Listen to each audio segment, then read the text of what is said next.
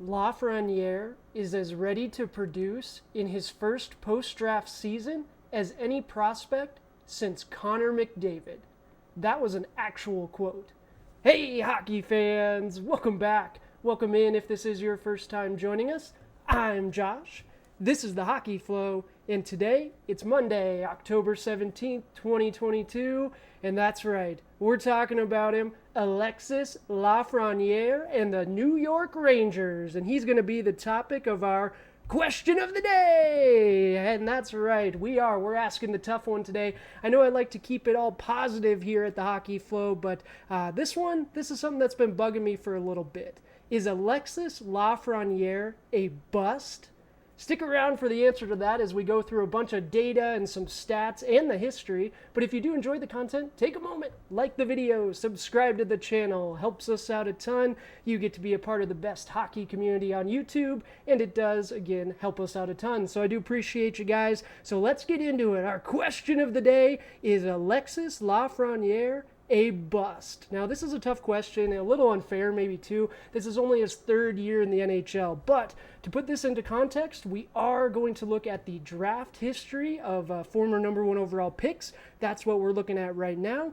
Then we're going to go through his personal history leading up to that draft and his career so far. Then we're going to take a look at a few player comps as well. So stick around for this. I do appreciate you guys. Let's dive right into the draft history. So first up, I compiled the list of number one overall picks since the year 2000. And to tell you what, the number one overall pick, no matter what sport you're in, no matter what, it carries a lot of weight and a ton of expectations. Folks expect you to produce, right? We see it every year. And NHL teams, they fared pretty well in the last 22, 23 years. Since 2000, not too many misses in there. My Edmonton Oilers, goodness, I see a couple in there that maybe we could have done a little better, but that's okay. No regrets, right? But there are a lot of really good, talented players, and teams have made some really smart choices. So that's why I want to kind of talk about this a little more. Was this the right choice? You're picking number one overall. You're expecting a franchise, a game changer. Is Alexis Lafreniere that person? We'll take a gander. But are we in a string of weaker drafts? That is another question, right? We took a look back at, 2010 to 2012 when we see the Oilers picking first overall 3 straight years. Goodness, hope we don't ever have to get back to that. But those were maybe a little weaker drafts per se, maybe. Well, are we in another trend like that? We see 2020, Alexis Lafreniere. There wasn't really a consensus number one overall pick. If anything, it was him. Then we look at a couple seasons ago, Owen Power, excellent pick. But again, there wasn't really that consensus, world beater number one. We didn't have our Connor McDavid generational talent. And then looking at last season, Juraj came out of nowhere relatively to overtake Shane Wright as the number one overall pick. So we may just be in a little bit of a weaker draft time right now. I know next year Connor Bedard's hopefully going to change all of that. But when the draft pool itself is a little weaker, then of course maybe the number one overall pick isn't going to produce as well as a former number one overall picks. But still, you are the number one overall pick. The expectation is there. So when we look at former number one overall picks, technically you could range for anywhere from Connor McDavid, Austin Matthews to Nail Yakupov, right? The former Edmonton Oiler. Again, the sky was the ceiling was so high, and then just didn't materialize. But what if he fell in somewhere in between, right? Like a Ryan Nugent-Hopkins, a Taylor Hall. Ranger fans, would you be okay with that, with all the expectations? Let me know down in the comments. But so far, his production, it does worry me a little bit. So that's the draft history. Let's look at his history, his stats included. So right here, we haven't included his current stats yet. We're looking at his youth stats. We see those courtesy of Hockey Reference. Big shout out to them. Love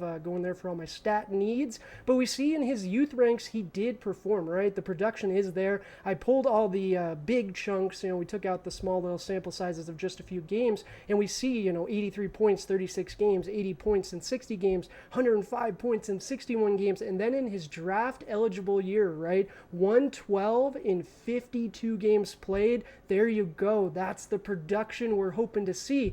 But we don't see it every single season, every stop along the way, like a Jack Hughes per se. And that does echo in his player card here, courtesy of Hockey Prospecting. Big shout out to them as well. We see the star probabilities, they didn't blow the doors off of this by any means. We're not seeing all 99s. We're not seeing anything too crazy.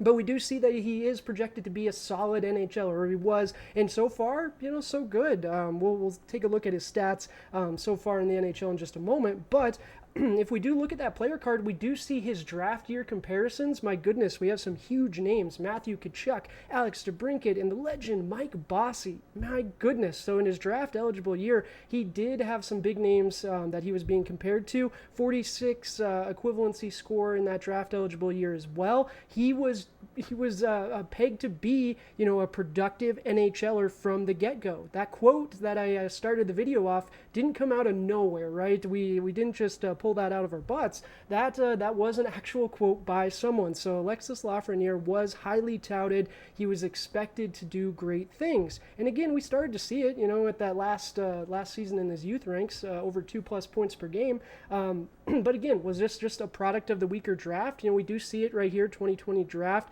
We see him number 1, Quentin Byfield number 2, Stützle number 3, Lucas Raymond number 4. Those are 2 players I want to keep in mind. Those are the 2 we're going to take a look at as player comps. No spoilers, but I did also see Bleacher Report just did their recent 2020 redraft, and both of those players were slotted ahead of Alexis Lafreniere.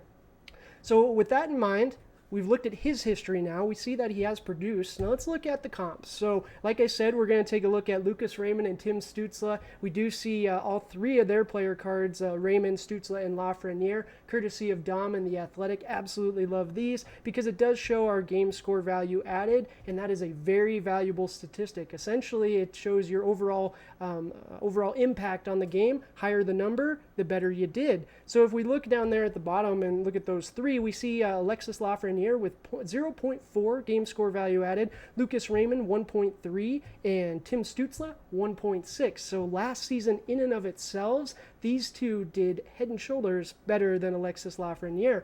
And his production to this point, that is something that worries me. I just mentioned it a little bit ago. So far to this point, he has 56 games played with 21 points his rookie season, 31 points in 79 games played last season. And that is where the questions started to come. So as an Oilers fan, I see the debates on Jesse Puljujarvi. Is he good? Is he bad? The analytics seem to love him, but the eye test seems to hate him. And for myself, I kind of fall somewhere in between. I think he's a very valuable player for this team, especially at that price point. But Alexis Lafreniere produced less than Jesse Puljujarvi last year. I understand that they're in different stages of their career. Jesse was drafted a little ahead of or sooner than Alexis Lafreniere, but still, if we're going to be giving Jesse Puljujarvi a hard time for 36 points, why is no one asking any questions of Alexis Lafreniere and his 31 points last season? But there are good signs in the numbers as well, right? We're not just going to look strictly at the points. His shooting percentage, very solid, 17%, and he kept it consistent. I'm a sucker for consistency, so that's a very strong sign. And so far this season doesn't have a goal yet in 3 games played, but does have 2 assists, so that's a good sign as well.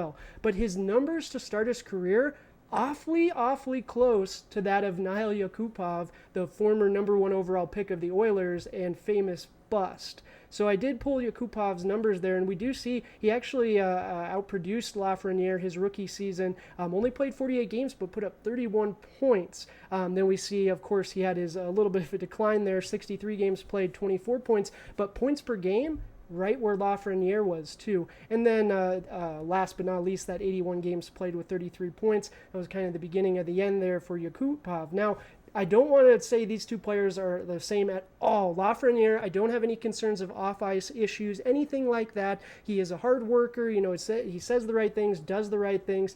It might be a product of the team that he's on, being thrust into the spotlight a little soon, positioning, things like that. But the stats, if we're just looking at production, that does kind of worry me just a little bit. Now, Stützle and Raymond each had excellent seasons last year, right? Raymond in that Calder Trophy race, I believe he took 3rd. Correct me if I'm wrong. Let me know in the comments. Appreciate you guys. But Tim Stützle for that Sanders team is also expected to do great things this year and started to produce. Both players produced much higher than, well, not much higher. Raymond, yes. Stützle just a skosh higher than Lafreniere last season. So we've taken a look at the draft history. We've taken a look at Lafreniere's history, and we've taken a look at the player comps. So now entering year 3, we're 3 games in. Tonight will be game 4 for Lafreniere. Is Alexis Lafreniere a bust? The answer is not yet. I'm not ready to call it yet. I do get a little frustrated hearing all the talk on Jesse Puljujärvi, but nothing on Alexis Lafreniere. But maybe I'm not looking in the right places. But I do think no matter what, this season is extremely important for the young lad. We see his game scorecard so far through 3 games, and it's not too shabby. For the full season last year, he was at 0.4. He's just a skosh under 1, 2 points in 3 games. Not bad. But I think this is going to be an important season for Alexis Lafreniere. Rangers fans, let me know how you guys think he's going to do. Do you think he's going to break out this season? Of course, he could break out down the road. Or do you think he is unfortunately going to be a bust? I would love to hear what you guys have to think, hockey fans. Be sure to check out the channel for more hockey videos. I do appreciate you all. Until next time, cheers!